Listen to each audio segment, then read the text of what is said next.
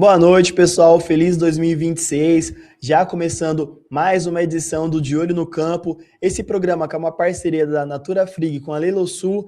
Iniciamos um ano com muito conteúdo, muita informação para vocês. Já quero agradecer aqui a audiência de todos vocês aqui no nosso canal. E já de início quero pedir para vocês se inscreverem aqui no nosso canal no YouTube, @canal Pecuarista, para sempre que tiver uma novidade no canal, chegar a notificação para vocês. Também quero pedir para vocês acessarem o nosso site, esse que está passando aqui embaixo, para acompanharem as notícias do agronegócio. De segunda a sexta estaremos lá para informar vocês com as principais notícias do agronegócio. Também quero pedir para vocês acessarem o nosso Instagram, @canal Pecuarista, que lá também, de segunda a sexta, estaremos atualizando a página com as principais notícias do agro. No programa de hoje, vamos falar sobre o lançamento da Mesa Brasileira da Pecuária Sustentável, o estudo sobre incentivos à rastreabilidade da pecuária do Pará. É um material inédito. Para tratar desse tema, convidamos o vice-presidente da mesa, Lisandro Inakaki de Souza. Então é tempo de rodar a vinheta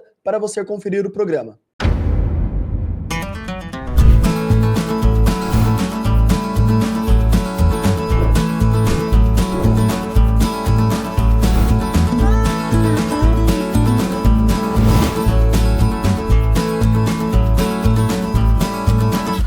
De Olho no Campo. Oferecimento Natura Frig. Bom, pessoal, estamos de volta aqui com o Lisandro Inakaki, ele que é vice-presidente da Mesa Brasileira da Pecuária Sustentável. Boa noite, Lisandro. Boa noite, Luciano. Muito bom estar aqui com vocês. Excelente. Lisandro, pode falar para a gente qual foi a principal motivação para a realização desse estudo sobre os incentivos à rastreabilidade da pecuária do Pará? Bom, Luciano, o Estado do Pará, ao anunciar o programa paraense da pecuária sustentável, né, ele tentou dar um passo bastante importante em termos de impulsionar a cadeia produtiva, vinculando aspectos relevantes relacionados à rastreabilidade, mas também a integridade das propriedades rurais e a agregação de valor, né? Os desafios são significativos, né, para a implementação desse programa. Então, o estudo, o motivador foi nós conhecermos, entendermos as realidades que lá estão postas em termos de dificuldades, desafios, oportunidades, né? Criar entender o panorama aí dos incentivos e propor, né, caminhos que possam ser seguidos em termos de poder, nessa esteira do programa, né, que está aí em 2026 em continuidade, a gente conseguir apoiar a implementação da pecuária sustentável no estado do Pará. Excelente, você falou sobre desafios, né? Quais são hoje os maiores desafios para a rastreabilidade, aumentar, né, na verdade, a rastreabilidade na pecuária paraense, especialmente nos pequenos e médios produtores? Tá, eu acho que a gente primeiro partir, né, de uma realidade do estado, né, onde a predominância são sistemas intensivos, com uma produtividade média baixa, né, e uma grande heterogeneidade de produtores. Então, você tem ali um ambiente onde você vai ter que compreender as diferentes ações que você deve fazer. E isso, né, somado a questões que limitam esse avanço, como restrições de infraestrutura, a informalidade e acesso à assistência técnica desigual, né, porque ela existe, mas nem todos têm acesso. Então, a gente parte desse diagnóstico, né, e aí sim para entender esses panoramas que possam interagir, dialogar com essa realidade, eles serem integrados e de maneira efetiva serem implementados, né? Excelente. E o estudo aponta esse tipo de incentivos como os mais eficazes, tipo financeiro, técnico, regulatórios ou de acesso ao mercado, como que é? O estudo, ele entende que os incentivos eles podem ser acomodados em portfólios de soluções, né, que seriam os incentivos econômicos, como as bonificações, créditos.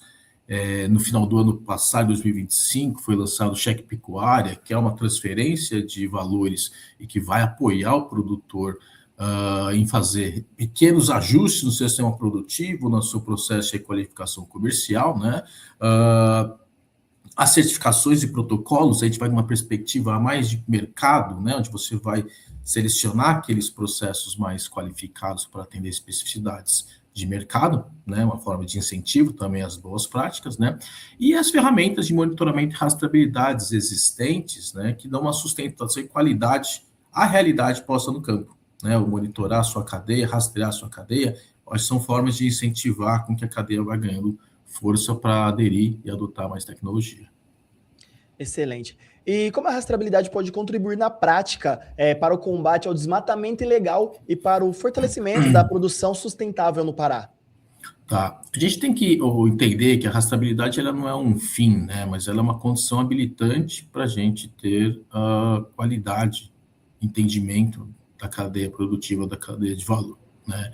A partir do momento que você tem, eu sempre gosto de dizer, né, Luciana, a rastreabilidade nós temos, né? Hoje a gente tem todo o mecanismo de defesa sanitária que garante a rastreabilidade do nosso rebanho.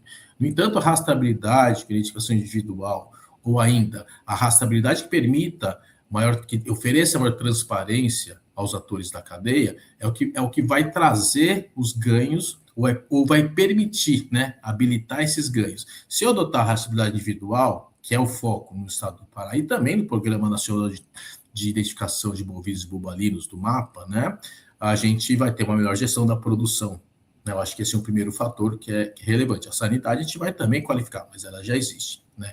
Isso pode trazer necessidades ou oportunidades, né, da cadeia buscar se conhecer melhor em termos da onde eu compro o meu rebanho, da onde eu compro o meu animal para fazer uma sequência do processo de criação até engorda, né? Porque eu vou começar a olhar para a genética e vou começar a saber quem que são minha cadeia que melhor me oferta esses animais, né? Agora, a gente falar em relação às outras externalidades positivas, né? Elas vão ser consequência, porque a gente sabe que a resistência a você ter uma rastreabilidade profunda ou na cadeia como um todo, se dá por causa do que vai ser feito com essa informação, né? Eu acho que a rastreabilidade tem esse lado do positivo, de permitir eu ter uma cadeia que me entregue melhor qualidade para entregar maior resultado e ter maiores rentabilidade, produtividade e tudo mais, mas também a outra rastreabilidade que vai permitir eu conhecer a cadeia na perspectiva de direcionar ações de, por exemplo,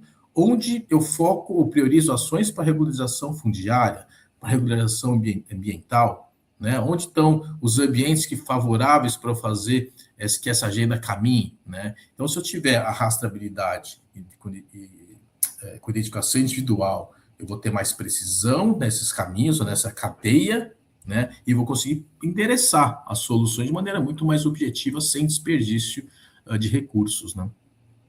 E aí, sim, como a questão do desmatamento, desculpa te cortar, não, né? não, pode ele é uma consequência, ele vai ser uma consequência de você ter maior controle da cadeia, maior entendimento do território.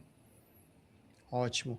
E de que forma, Elisandro, as políticas públicas, estaduais e federais podem acelerar a adesão dos produtores à rastreabilidade sem comprometer a viabilidade econômica da atividade? Tá. Eu acho que assim, né, o estudo ele entende que, né, as políticas públicas, elas são os norteadores de ações que vão promover o desenvolvimento desses territórios, dos estados do Brasil, né? Elas precisam sim de uma colaboração do setor privado, mas elas que vão delinear, né, os caminhos que devemos seguir. Hoje nós temos uma série de políticas públicas relacionadas, por exemplo, aos incentivos, né, que seriam os incentivos econômicos, que elas existem, né? Agora, a gente pode pegar dentro do estudo que a gente fez, né, do panorama dos incentivos, né, a gente tem um exemplo, né, as linhas de crédito sustentáveis estão concentradas na agricultura e não na pecuária, né? E a gente sabe o potencial que a pecuária tem de ser uma solução para as questões de mudanças climáticas, das questões de emissões, seja o metano, né, dos animais para fermentação entérica, seja da recuperação das pastagens, que vão possibilitar, inclusive, a redução da idade de abate. Então, a política pública, por exemplo, na questão de incentivos, ela precisa ser melhor estruturada e integrada a outros programas, Plano ABC Mais Pará, ou Plano ABC Mais, Plano Clima. Você tem que integrar, trabalhar de maneira conjunta para que isso aconteça, né? Outro aspecto relacionado à política pública é você ter o Plano Nacional de Identificação de Bovinos e Bubalinos no seu processo de implementação, com seus prazos e suas regras, né, para dar norte aos estados estarem se adaptando e adequando.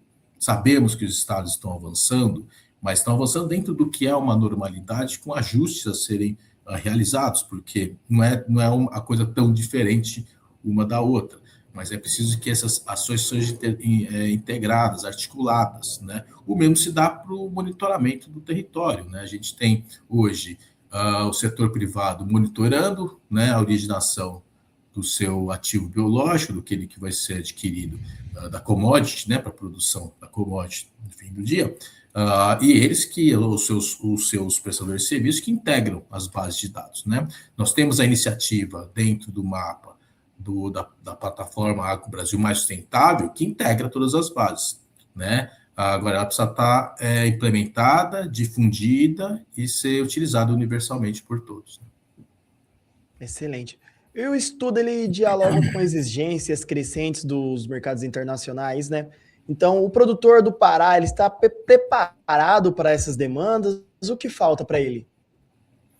Olha, eu acho que para a demanda dos mercados, né, eu acho que são caminhos de duas mãos, né?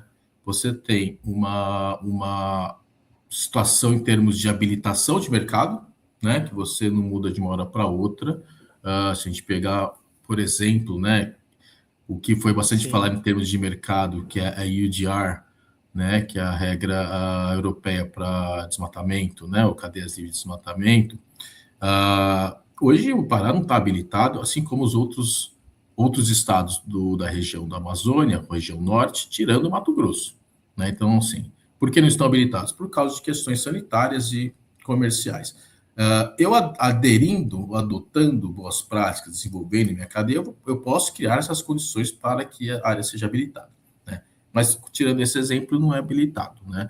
Agora, o Brasil vem de uma onda muito positiva de abertura de mercados, né? Seja para carne, seja para outras commodities agropecuárias, né? Chega um número, ultrapassa esses 500 mercados, né? Não estou falando de país, mas mercados e produtos que foram abertos. A carne também conseguiu, após a confirmação, né, do Brasil estar livre de aftosa sem vacinação, mercados se abriram, né? Sim. Então, assim, o que acontece? O que está por trás? Você vai criando condições dentro de casa, dando mais controle, mais segurança, sendo mais transparente, levando mais informação, eu vou tendo uma possibilidade de melhor negociação com o comprador, né? É lógico, sempre com muito cuidado para não entrar apenas no ofertar dentro de uma agenda que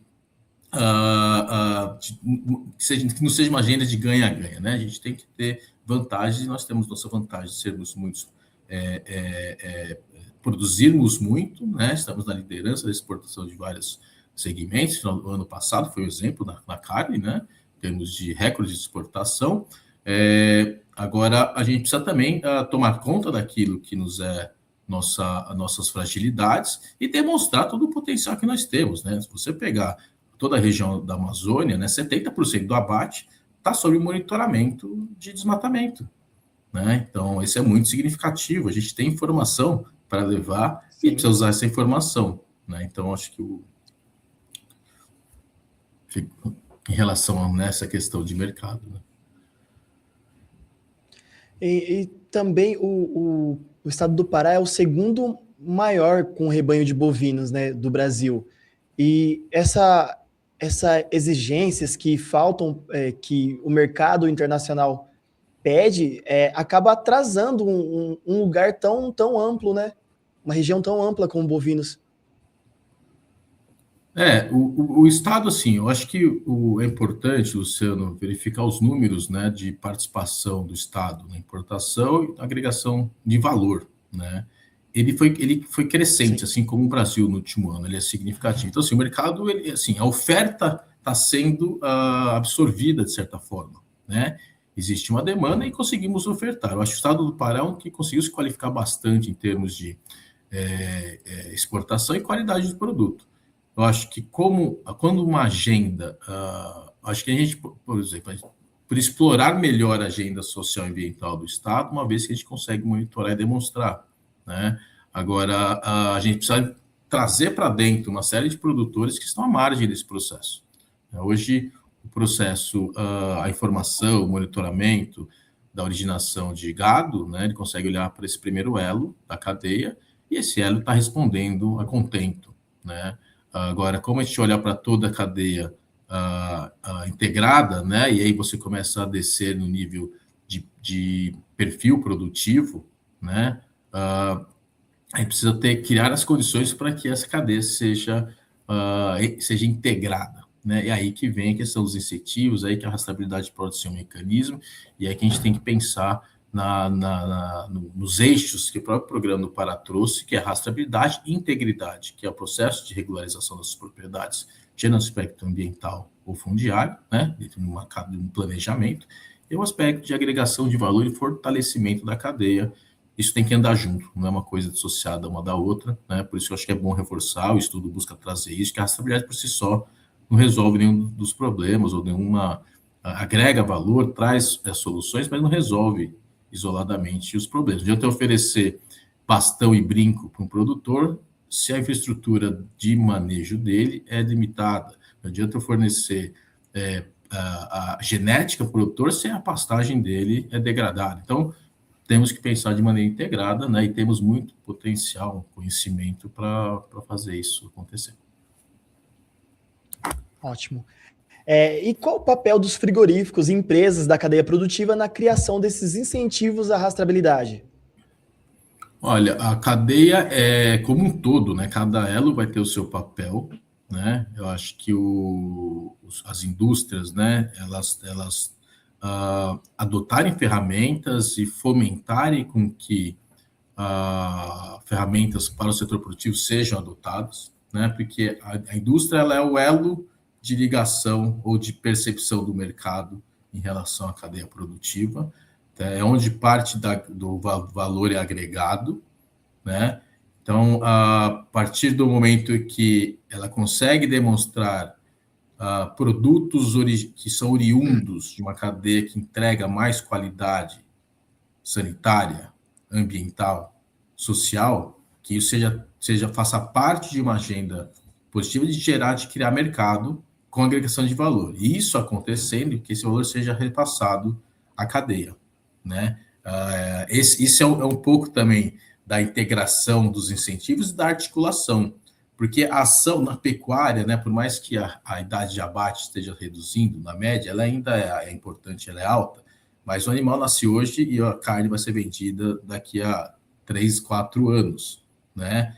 Eu vou converter esse valor no período futuro. Então, como é que eu articulo essa estrutura que, a partir do momento que uma fazenda que entrega qualidade, ela já tenha benefícios por ter uma característica que não seja só percebidos lá na venda da carne, né? Mas já seja percebidos em todos os atos, os passo a passo, as etapas da cadeia de produção. Excelente. Elisandro, a mesa defende que a rastreabilidade seja vista como custo ou como investimento estratégico para a pecuária brasileira? Olha, a mesa vê a rastreabilidade como um instrumento, é um investimento, né, para habilitar outras condições, seja ela de mercado, seja ela de regularização, mas principalmente de melhor manejo da propriedade, da unidade de gestão de exploração pecuária, né? Ali que o ganho vai acontecer, a partir do momento que ali que o ganho tem que acontecer, né? Você quer que uma tecnologia seja adotada pela cadeia, você precisa criar as condições para que ela consiga adotar essa tecnologia.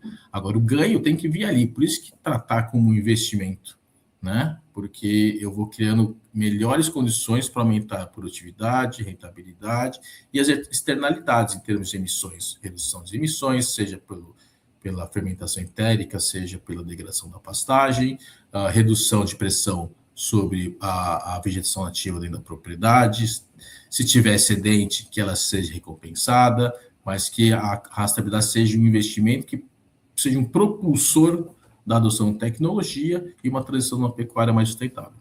Sim. E quais os impactos positivos o estudo projeta para o produtor rural que adere à rastreabilidade além da questão ambiental? Olha, um dos impactos positivos, né, tem toda essa questão, né, que eu estava abordando em relação ao manejo da propriedade, né, a gestão da propriedade, a gestão do rebanho. Eu começo a vou ampliando a capacidade de tomar a decisão sobre a aquisição de animais, sobre o processo de alimentação do animal, né? Eu acho que tem vantagens, benefícios muito grandes dentro da propriedade, desde que eu tenha a assistência técnica para alcançar isso, né? E investimento. A questão é relacionada ao acesso de mercado mesmo, né? Não o produtor direto, mas cadeias que vão estar buscando entregar animais de melhor qualidade em todos os seus atributos, não só em relação à carne, né? Mas em relação a atributos ambientais e sociais, né? Na visão da mesa, quais são os próximos passos para que as recomendações do estudo saiam do papel e se tornem ações concretas no Pará? Tá. A gente tem como recomendações, vou reforçar, né, que a integração de incentivos econômicos, né, a certificação, também o monitoramento, aquelas portfólios, né, garantir que o incentivo chegue ao produtor, né, especialmente aos pequenos e médios, a assistência técnica como a porta de adesão, também como recomendação que o estudo traz, né, eu trazer a assistência técnica como um motivador e que dá condições para essa entrada em relação à adoção da tecnologia. Uma governança clara e integração de dados, que essa articulação vai precisar de tomar as decisões efetivas, né? E que as informações sejam disponíveis para a decisão efetiva, né? E a inclusão produtiva e as rotas de reinserção daqueles que estão irregulares.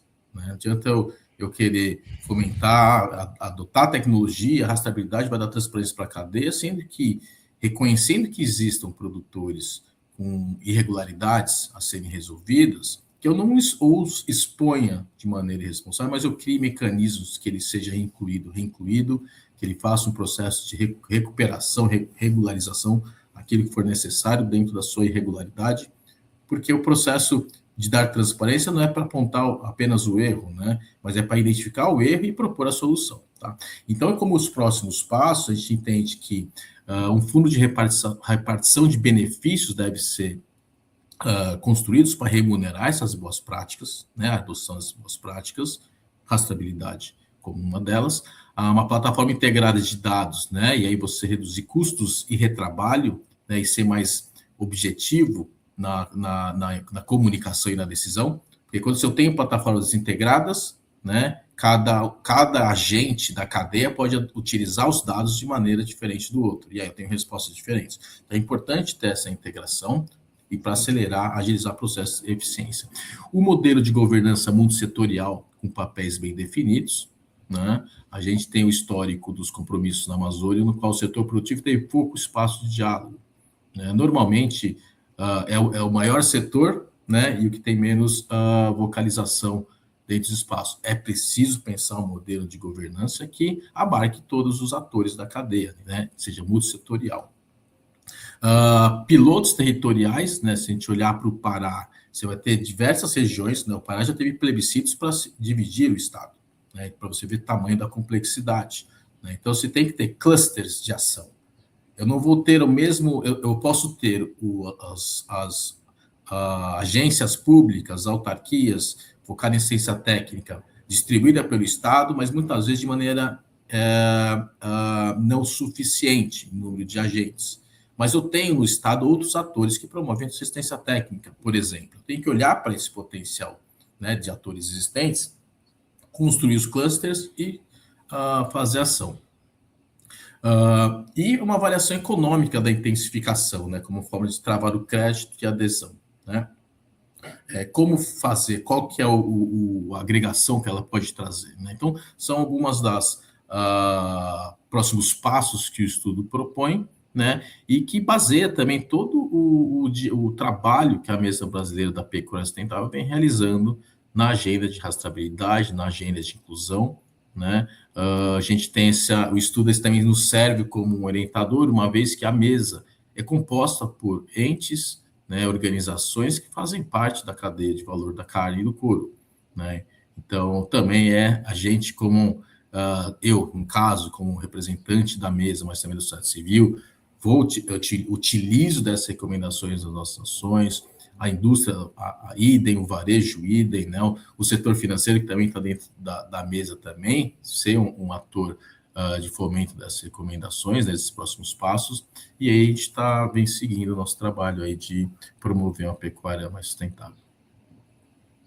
Excelente, Lisandro. E o estudo considera diferenças regionais dentro do próprio estado na implementação da rastreabilidade?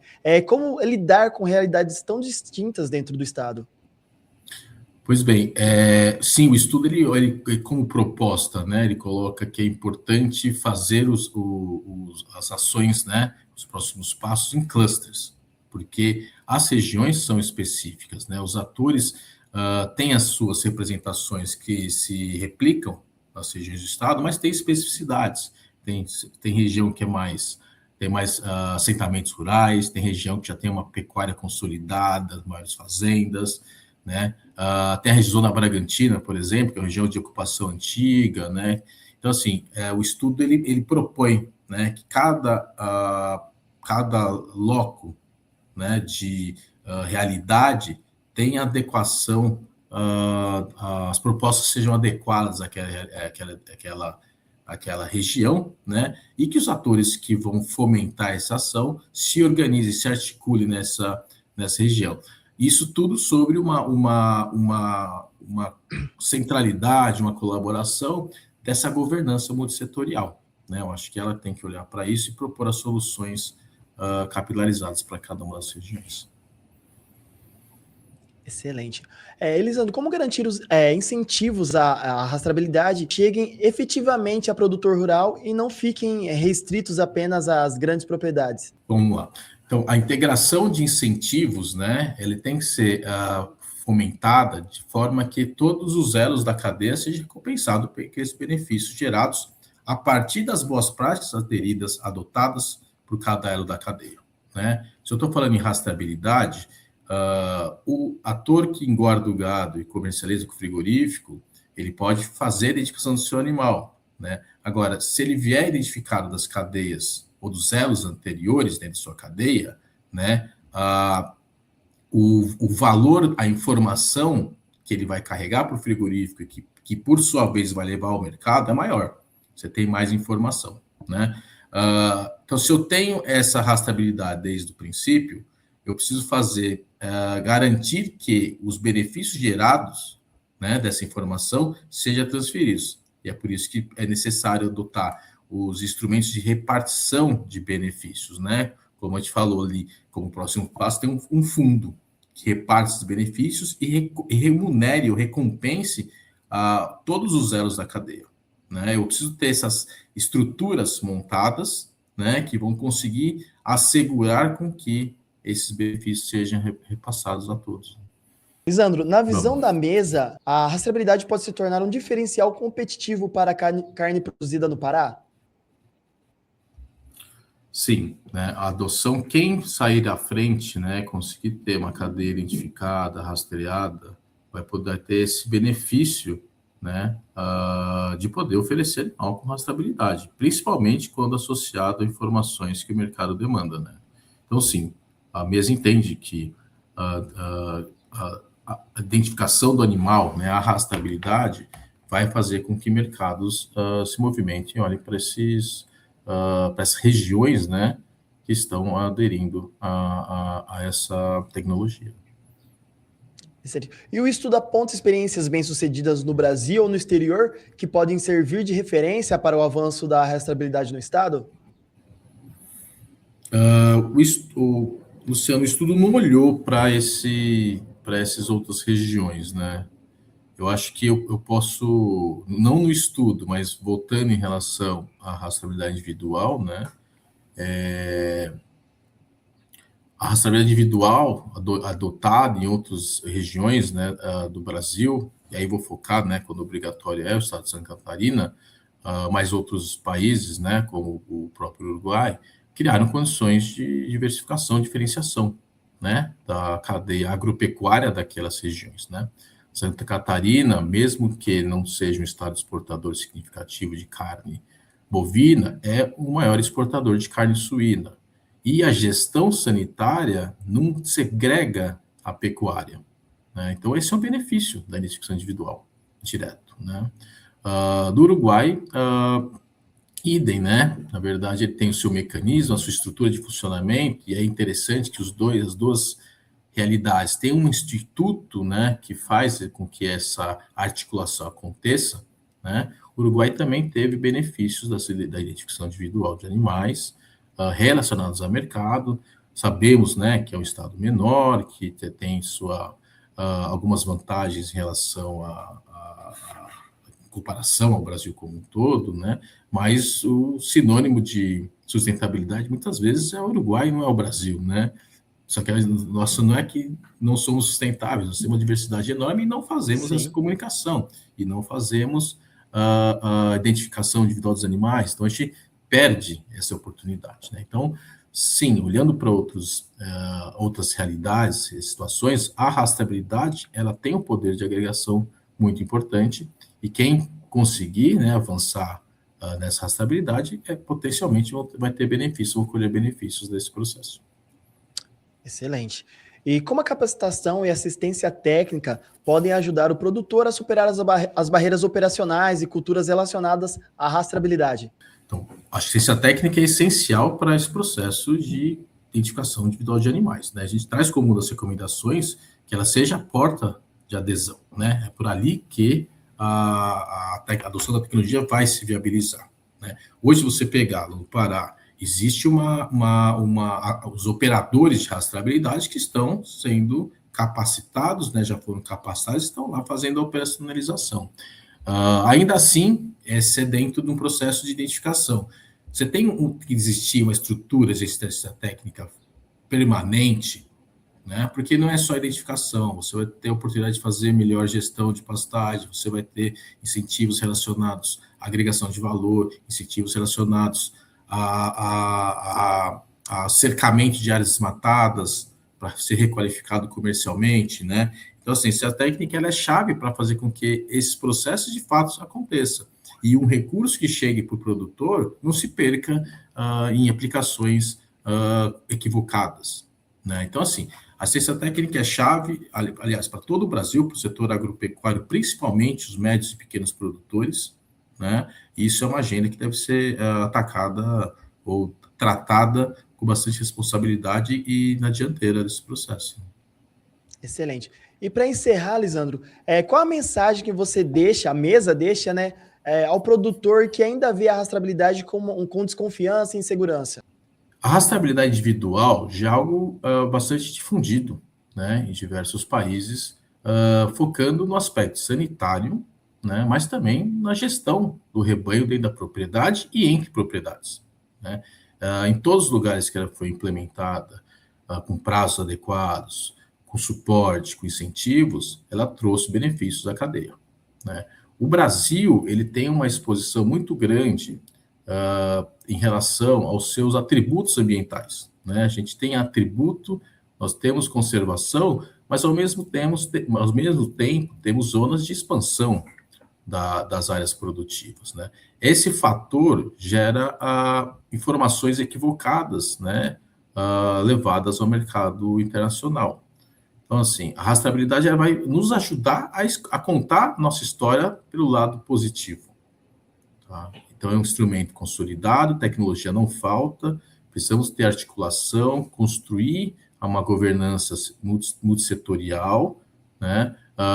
E buscar utilizar a rastreabilidade numa perspectiva de gerar benefícios à cadeia e à agropecuária como um todo. Excelente. Lisandro, queria agradecer a sua participação aqui no nosso programa. Espero receber você mais vezes aí durante esse ano de 2026 para a gente conversar bastante. Luciano, eu que agradeço a oportunidade, é muito bom poder estar trazendo aí o trabalho da mesa e poder um pouco trazer nossas reflexões aí, compartilhar com o pecuarista e com a cadeia de valor como um todo. Muito obrigado. Excelente, é muito importante. Pessoal, espero que tenham gostado do programa de hoje. Até a próxima.